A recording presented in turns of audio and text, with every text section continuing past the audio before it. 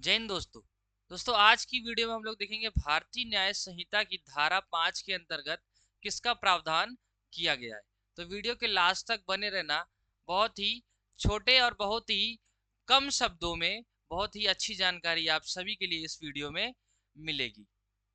तो देखते हैं भारतीय न्याय संहिता की धारा 5 में क्या कहा गया है।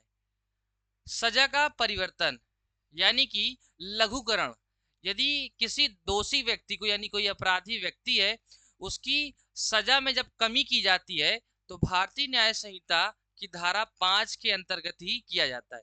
अब देखते हैं इसमें क्या कहा गया कि इसके अनुसार किसी केंद्र या राज्य सरकार अपराधी की सहमति के बिना किसकी अपराधी की सहमति के बिना ही उसके कारावास की सजा को कम कर सकता है या फिर बदल सकता है। यानी कि किसी दोषी व्यक्ति को फांसी की सजा हुई है तो वहां की केंद्र या राज्य की सरकार उसमें लघुकरण करेगी यानी कि उसकी सजा में कमी करेगी। अब कमी किस प्रकार से, यदि उसको फांसी की सजा है तो उसे आजीवन कारावास कर देगी और यदि आजीवन कारावास की सजा है तो उसे 20 से 30 साल का कारावास दिया जाएगा। इसके बाद यह प्रावधान जो सजा के प्रकार को कम करने यानी कि मैंने बताया आजीवन कारावास को कम अवधि में करने की शक्ति किसको देता है, वहां की केंद्र या राज्य की सरकार को।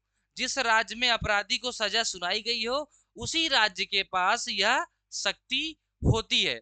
इसके बाद देखना यह धारा जो बीएनएस की धारा 5 है वो भारतीय नागरिक सुरक्षा संहिता यानी कि बीएनएसएस की धारा 474 के अनुसार लागू होती है। अब बीएनएसएस की धारा 474 में क्या कहा गया, सजा को कम करने यानी कि इसमें भी लघुकरण कम्यूटेशन की शक्ति से संबंधित ये 474 बीएनएसएस की धारा है।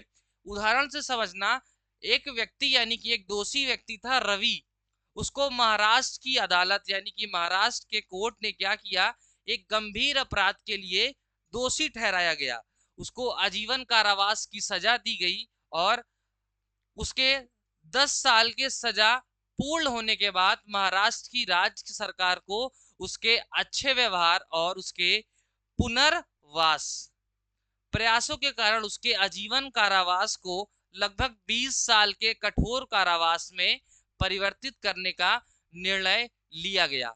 तो ये था बीएनएस की धारा 5 जिसमें सजा को कम करना यानी कि सजा को परिवर्तित करने का प्रावधान दिया गया है।